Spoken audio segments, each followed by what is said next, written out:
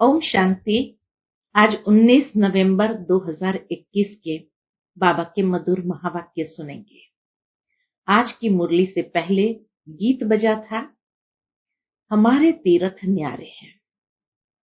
बाबा कहे, तुम बच्चे समझते हो कि हमारा तीर्थ एकदम न्यारा और रूहानी है, और इसीलिए हम इस रूहानी यात्रा में चल रहे हैं। दुनिया में लोग तीर्थ यात्रा करने जाते हैं, लेकिन फिर वापस लौट आते हैं और फिर वही दिनचर्या आदि में चले जाते हैं।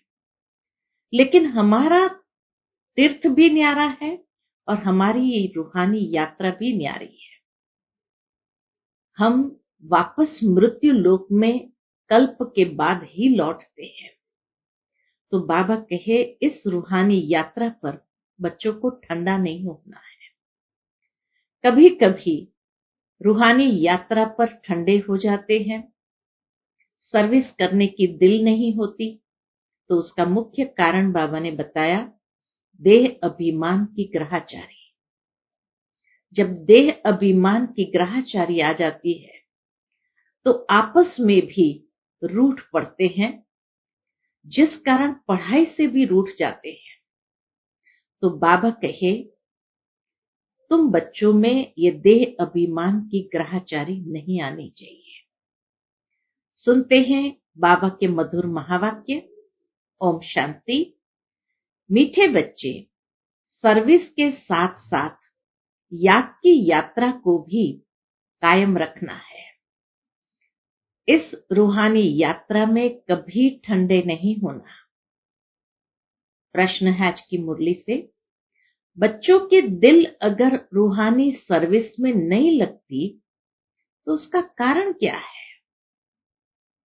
उत्तर है, अगर रूहानी सर्विस में दिल न लगे तो जरूर देह अभिमान की ग्रहाचारी है।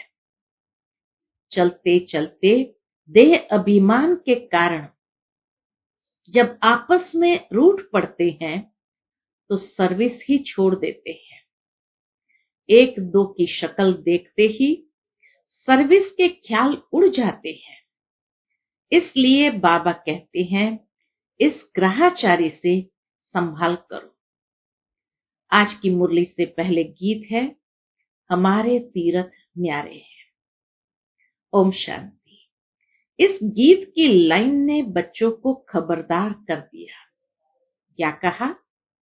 बुद्धि में ये याद रखना है कि हम तीर्थ यात्रा पर है और हमारी यह यात्रा सबसे न्यारी है। इस यात्रा को भूलो मत। यात्रा पर ही सारा मदार है, और तो जिस्मानी यात्राओं पर जाकर फिर लौट आते हैं और जन्म जन्मांतर यात्रा करते ही आते हैं।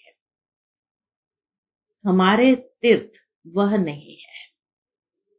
अमरनाथ में जाकर फिर मृत्यु लोक में चले आना। दुनिया में लोग अमरनाथ की यात्रा पर जाते, फिर मृत्यु लोक में वापस चले आते। तुम्हारी वह यात्रा नहीं है, और सब मनुष्य की वह यात्राएं हैं। बाबा कहे, और सब मनुष्य की वह यात्राएं हैं।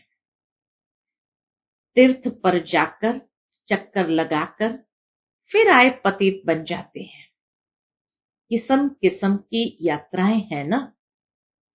देवी के मंदिर भी अथाह है। विकारियों के साथ कितने यात्रा पर जाते हैं। तुम बच्चों ने तो प्रण किया है। बाबा याद दिलाते हैं, तुम बच्चों ने तो प्रण किया हुआ है निर्विकारी रहने का। तुम निर्विकारियों की यह यात्रा है। दुनिया में तो यात्रा विकारी मनुष्य के साथ करते हैं, लेकिन बाबा ने स्मृति दिलाई, तुम्हारा प्रण है निर्विकारी रहने का। तुम निर्विकारियों की यह यात्रा है। निर्विकारी बाप जो एवर प्योर है, उनको याद करना है। पानी के सागर को विकारी व निर्विकारी नहीं कहेंगे और न उनसे निकली हुई गंगाएं ही निर्विकारी बनाएंगी। मनुष्य मात्र इतने तो पतित बन पड़े हैं, कुछ भी समझते ही नहीं। वह जिस्मानी यात्राएं हैं, अल्पकाल क्षणभंगुर की यात्राएं। यह यात्रा बड़ी है। तुम बच्चों को उठते बैठते यात्रा का ख्याल रखना है। आज बाबा ने विशेष इसी याद की यात्रा पर हमारा अटेंशन खिंचवाया है। यात्रा पर जाते हैं तो धंधा धोरी गृहस्थ व्यवहार आदि सब भूलना होता है। अमरनाथ की जय, अमरनाथ की जय, बस ऐसे कहते जाते हैं। मास 2 मास तीर्थ यात्रा कर फिर आकर गंध में पड़ते हैं। फिर जाते हैं गंगा स्नान करने। उनको ये पता ही नहीं है कि हम रोज पतित होते हैं। गंगा जमुना पर रहने वाले भी रोज पतित होते हैं, रोज गंगा पर जाकर स्नान करते हैं। एक तो नियम होता है, दूसरा फिर बड़े दिनों पर जाते हैं, समझते हैं कि गंगा पतित पावनी है। ऐसे तो नहीं खास उस दिन पर, ऐसे तो नहीं बाबा कहे खास उस एक दिन पर गंगा पावन बनाने वाली बनती है, फिर नहीं रहती है। जब कुंभ का मेला होता है तो उस समय शाही स्नान होते हैं और शाही स्नान जब करने जाते हैं लाखों लोग जाते हैं। तो बाबा कहे ऐसे तो नहीं कि उस खास दिन पर गंगा पतित पावनी है और बाकी दिनों में नहीं है। लेकिन ये भी एक प्रकार की भावना है। ऐसे तो नहीं खास उस एक दिन पर गंगा पावन बनाने वाली बनती है, फिर नहीं रहती। जिस दिन मेला लगता है, कुंभ का मेला लगता है, उस दिन वह पतित पावनी बन जाती है? नहीं, वह तो है ही है। रोज भी जाते हैं स्नान करने, मेले पर भी खास दिन जाते हैं, अर्थ नहीं। गंगा जमुना चीज तो वही है, उसमें मुर्दे भी डाल देते हैं, बहा देते हैं। अभी तुम बच्चों को रूहानी यात्रा पर रहना है। बस अब हम जाते हैं घर। इसमें गंगा स्नान करने व शास्त्र पढ़ने की कोई बात ही नहीं। बाप आते भी एक ही बार है। सारी दुनिया भी पतित से पावन एक ही बार बनती है। यह भी जानते हैं सतयुग है नई दुनिया, कलयुग है पुरानी दुनिया। बाप को आना है जरूर। नई दुनिया की स्थापना और पुरानी दुनिया का विनाश करने, यह उनका ही काम है, ये बाबा का ही काम है। परंतु माया ने ऐसा तमो प्रधान बुद्धि बना दिया है जो कुछ भी समझते नहीं। प्रदर्शनी में कितने ढेर बड़े आदमी आते हैं, सन्यासी भी आएंगे, फिर भी समझेंगे कोटों में कोई। बहुत लोग आएंगे प्रदर्शनी देखने, मेले देखने, लेकिन उसमें से समझेंगे कोटों में कोई। तुम लाखों करोड़ों को समझाते हो, तब कोई विरला आता है। बहुतों को समझाना होगा। आखिर तुम्हारी ये समझाने और चित्र आदि सब अखबारों में भी पढ़ेंगे। बाबा कहे सब अखबारों में भी पढ़ेंगे। सीढ़ी भी अखबार में पड़ेगी। कहेंगे यह तो भारत के लिए ही है, और धर्म वाले कहां जाएंगे। कयामत का समय भी गाया हुआ है। कयामत अर्थात वापस जाने का। कयामत माना वापस जाने का समय। पुरानी दुनिया का विनाश, नई दुनिया की स्थापना होगी तो जरूर सब वापस जाएंगे ना। सबका विनाश होना है, नई दुनिया स्थापन हो रही है। यह बातें कोई नहीं जानते सिवाय तुम बच्चों के। तुम जानते हो नरकवासियों का विनाश, स्वर्गवासियों की स्थापना हो रही है। कल्प कल्प ऐसा ही होता है। अभी जो थोड़ा बहुत टाइम है, इसमें भी बहुतों को समझाने मिलती जाएंगी। मेले होते रहेंगे, सब तरफ से लिखते रहते हैं हम मेला करें, प्रदर्शनी करें। बाबा के पास चिट्ठी आती है, बाबा हम मेला करें, प्रदर्शनी करें, परंतु साथ साथ अपनी याद की यात्रा भी भूलनी नहीं चाहिए। बच्चे बिल्कुल ही ठंडे चल रहे हैं। यात्रा ऐसे करते हैं जैसे बूढ़े, जैसे ताकत ही नहीं, कुछ खाया ही नहीं है। बाबा का कितना ख्याल चलता रहता है। ख्यालात करते करते नींद ही फिट जाती है। विचार सागर मंथन तो सबको करना चाहिए ना। बच्चे जानते हैं हमको बेहद का बाप पढ़ाते हैं, तो बच्चों को कितना अपार खुशी होनी चाहिए। इस पढ़ाई से हम विश्व के मालिक बनते हैं। कोई कोई की तो चलन ऐसी है जैसे केकड़े। बाबा कहे कोई कोई की चलन ऐसी है जैसे केकड़े हैं। केकड़ों को बाप देवता बनाते हैं, फिर भी चलन मुश्किल किसकी सुधरती है। इस सीढ़ी के चित्र में बड़ी अच्छी नॉलेज है, परंतु बच्चे इतना काम नहीं करते। आज बाबा हम बच्चों को सावधान कर रहे हैं कि बच्चे इतना काम नहीं करते, यात्रा ही नहीं करते। बाप को याद करे तो बुद्धि का ताला भी खुलता जाए, गोल्डन बुद्धि बनती जाए। तुम बच्चों की भी पारस बुद्धि होनी चाहिए। बाबा कहे तुम बच्चों की पारस बुद्धि होनी चाहिए, बहुतों का कल्याण करना चाहिए। तुम सतो प्रधान से अब तमो प्रधान बने हो, फिर सतो प्रधान बनना है। बाप कहते हैं मुझे याद करो। कृष्ण को भगवान नहीं कहा जा सकता, उनको तो कहते हैं सांवरा श्याम। कृष्ण को कहते हैं सांवरा श्याम। बाप ने सांवरे की आत्मा को बैठ फिर समझाया है। ये आत्मा जानती है कि बाबा हमको विश्व का मालिक बनाते हैं, तो खुशी में कितना दिमाग पूर्ण यानी भरपूर होना चाहिए। बाबा हमें विश्व का मालिक बनाते हैं तो खुशी में कितना दिमाग भरपूर होना चाहिए। इसमें घमंड की कोई बात नहीं। बाप कितना निरहंकारी है, बुद्धि में कितनी खुशी रहती है। कल हम हीरे जवाहरों के महल बनाएंगे। ब्रह्मा बाबा अपना अनुभव सुनाते कि बाबा को कितनी खुशी रहती है। कल हम हीरे जवाहरों के महल बनाएंगे, नई दुनिया में राजधानी चलाएंगे। यह तो बिल्कुल पतित दुनिया है। इस दुनिया के मनुष्य तो कोई काम के नहीं, कुछ नहीं जानते हैं। यह भी दिखाना चाहिए हीरे जैसा जीवन था, वही फिर 84 जन्म ले कौड़ी मिसल बन जाते हैं। यह सीढ़ी का चित्र नंबर 1 है।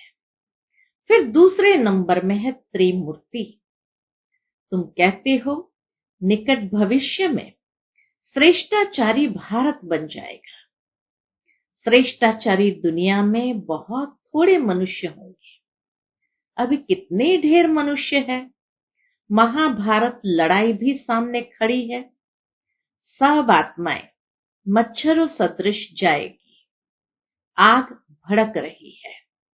जितना कोशिश करते हैं सुधारने की, उतना ही बिगड़ते जाते हैं। दुनिया की हालत उतना ही बिगड़ते जाते हैं। बाप बच्चों को राजयोग सिखला रहे हैं। बच्चों को कितना नशा चढ़ाते हैं। कोई कोई तो यहां से बाहर निकले और क्या होता है, सारा ज्ञान उड़ जाता है, स्मृति कुछ भी रहती नहीं। नहीं तो शौक हो कि जाकर सर्विस करें, जो बाबा ने हमें ज्ञान रत्न दिए वो बांटे। बाप भी गुण देख सर्विस पर भेजेंगे ना, इसमें बड़े हर्षित रहेंगे। सर्विस में खुशी का पारा चढ़ेगा। अच्छे अच्छे पुराने बच्चे आपस में रूठ पड़ते हैं थोड़ी थोड़ी बात में। बाबा कहे अच्छे अच्छे पुराने बच्चे आपस में रूठ पड़ते हैं थोड़ी थोड़ी बात में। ऐसे थोड़ी इन बातों के कारण तुमको सर्विस नहीं करनी है। सर्विस तो खुशी से करनी चाहिए। जिसके साथ बनती नहीं है, बाबा कहे जिसके साथ बनती नहीं है उसकी शक्ल देखने से ही सर्विस का ख्याल उड़ जाता है। सर्विस में दिल नहीं लगती है तो किनारा कर लेते हैं। फिर तो ज्ञानी और अज्ञानी में कोई फर्क नहीं रहा। देह अभिमान की ग्राहचारी आकर बैठती है। यह है पहले नंबर की बीमारी। बाप कहते हैं बच्चे देही अभिमानी बनो। आत्मा ही सब कुछ करती है ना। आत्मा ही विकारी और निर्विकारी बनती है। स्वर्ग में निर्विकारी थी, रावण राज्य में आत्मा ही विकारी बनी है। यह भी ड्रामा ऐसा बना हुआ है। इसलिए पुकारते हैं हे पतित पावन आओ। जो निर्विकारी थे वही पतित विकारी बने हैं। ये किसकी भी बुद्धि में नहीं है कि हम ही निर्विकारी थे अब विकारी बने हैं। हम आत्मा मूल वतन की रहने वाली है। वहां तो हम आत्मा निर्विकारी होंगे। मूल वतन में तो आत्मा एकदम निर्विकारी होंगे। यहाँ शरीर में आकर पाठ बजाते बजाते विकारी बने हैं। यह बाप बैठ समझाते हैं कैसे निर्विकारी से विकारी बनते फिर वापस निर्विकारी बनना। ये चक्र किस तरह से चलता बाबा बैठ समझाते हैं। आत्मा शांति धाम से आती है तो जरूर पवित्र ही होगी, फिर अपवित्र बनी है। पवित्र दुनिया में 9 लाख होते हैं, फिर इतनी सब आत्माएं कहां से आई? जरूर शांति धाम से आई होगी। वह है पीसफुल इनकॉर्पोरियल वर्ल्ड। शांति धाम है पीसफुल इनकॉर्पोरियल वर्ल्ड। वहां सब आत्माएं पवित्र रहती है। फिर पाठ बजाते बजाते सत्तो रजो तमो में आती है। पावन से पतित होना है। फिर बाप आकर सबको पावन बनाएंगे। यह ड्रामा चलता ही रहता है। ड्रामा के आदि मध्य अंत का राज बाप के सिवाय और कोई बतला न सके। उस बाप को कोई जानते ही नहीं। ऋषि मुनि भी नेति नेति कह गए। हम भगवान को और उसकी रचना को नहीं जानते हैं। फिर कहते भी है गॉड फादर इज नॉलेजफुल। वह परमात्मा सर्व आत्माओं का बाप बीज रूप है। वह है आत्माओं का बीज रूप और यह प्रजापिता ब्रह्मा है मनुष्य सृष्टि का बीज रूप। वह निराकार बाप इसमें प्रवेश कर मनुष्य को समझाते हैं मनुष्य द्वारा। उनको मनुष्य सृष्टि का बीज रूप नहीं कहेंगे। बाबा कहे उनको मनुष्य सृष्टि का बीज रूप नहीं कहेंगे। किसको? निराकार बाप। वह है आत्माओं का पिता और यह ब्रह्मा है मनुष्य सृष्टि का प्रजापिता, जिस द्वारा बाप आकर ज्ञान देते हैं। शरीर अलग आत्मा अलग है ना। मन बुद्धि चित्त आत्मा में है। आत्मा आकर शरीर में प्रवेश करती है। इसलिए पाठ बजाने के लिए। तुम जानते हो कोई शरीर छोड़ते हैं तो जाकर दूसरा पाठ बजाएंगे। इसमें रोने से क्या होगा? गया सो गया। फिर थोड़ी आकर हमारा मामा चाचा बनेगा। रोने से क्या फायदा? तुम्हारी मम्मा गई, ड्रामा अनुसार पाठ बजा रही है। ऐसे बहुत जाते हैं। कोई कहाँ जाए जन्म लेते हैं। यह समझ में आता है, जैसा जैसा आज्ञाकारी बच्चा होगा उतना जरूर अच्छे घर में जन्म लिया होगा। जितना बाबा का आज्ञाकारी बच्चा होगा तो जरूर अच्छे घर में जन्म लिया होगा। यहाँ के जाएंगे ही अच्छे घर में। नंबरवार तो होते हैं ना, जैसा जो कर्म करते हैं ऐसे घर में जाते हैं। पिछाड़ी में तुम जाकर राजाए घर में जन्म लेते हो। पिछाड़ी में बाबा कहे यहाँ से जाकर राजाई घर में जन्म लेते हो। कौन राजाओं के पास जाएंगे वह खुद समझ सकते हैं ना। फिर भी दैवी संस्कार तो ले जाते हैं ना। इसमें बड़ी विशाल बुद्धि से विचार सागर मंथन करना होता है। बाप ज्ञान का सागर है तो बच्चों को भी ज्ञान का सागर बनना है। नंबरवार तो होते ही है। समझा जाता है आगे चल उन्नति होती जाएगी। हो सकता है जो आज काम नहीं कर सकते हैं वह कल बहुतों से तीखे चले जाए, ग्रहाचारी उतर जाए। कोई पर राहु की ग्रहाचारी बैठती है तो गटर में गिर पड़ते हैं, हड़गुड़ भी टूट जाते हैं। बाबा के हड़गुड़ ही टूट जाते हैं। बेहद के बाप से प्रतिज्ञा कर फिर गिरते हैं तो धर्मराज द्वारा सजाएं भी बहुत मिलती है। यह बेहद का बाप बेहद का धर्मराज है, फिर बेहद की सजा मिलती है। कोई बात में आनाकानी करेंगे या उल्टा काम करेंगे तो सजा जरूर खाएंगे। समझते नहीं कि हम भगवान की अवज्ञा करते हैं। इतनी सब बातें बाप समझाते रहते हैं। श्रीमत पर चलो, सर्विस में मददगार बनो, योग की यात्रा पर रहो। चित्रों पर समझाने की प्रैक्टिस करेंगे तो आदत पड़ जाएगी, नहीं तो ऊंच पद कैसे मिलेगा। अज्ञान काल में कोई का बच्चा बड़ा सपूत होता है, कोई तो बड़े कपूत भी होते हैं। यहाँ भी कोई कोई तो झट बाबा का काम कर दिखाते हैं। बाबा ने जो श्रीमत दी उस श्रीमत को पालन करके दिखाते हैं। तो बच्चों को सर्विस बेहद की करनी है, बेहद की आत्माओं का कल्याण करना है, पैगाम देना है, मन मना भव। बाप को याद करने से तुम्हारी बुद्धि तमो प्रधान से सतो प्रधान बन जाएगी। अभी है कलयुगी तमो प्रधान दुनिया की एंड। अब सतो प्रधान बनना है। आत्माओं की भी वहां नंबरवार दुनिया है ना, जो फिर नंबरवार आकर पाठ बजाते हैं। हर एक आत्मा यहाँ से जाएगी नंबरवार अपने अपने पुरुषार्थ अनुसार उस निराकारी झाड़ में अपना स्थान ले लेंगे और फिर नंबरवार नीचे आते जाएंगे। आएंगे भी नंबरवार ड्रामा अनुसार। अभी सब आत्माएं रावण राज्य में दुखी है, सो भी समझते थोड़ी है। अगर किसको कह दो तुम पतित हो तो बिगड़ पड़ेंगे। बाप समझाते हैं यह है ही विशेष वर्ल्ड। बाप कहते हैं तुम अपना राज्य भाग्य ले लेंगे, बाकी सब विनाश हो वापस चले जाने वाले हैं।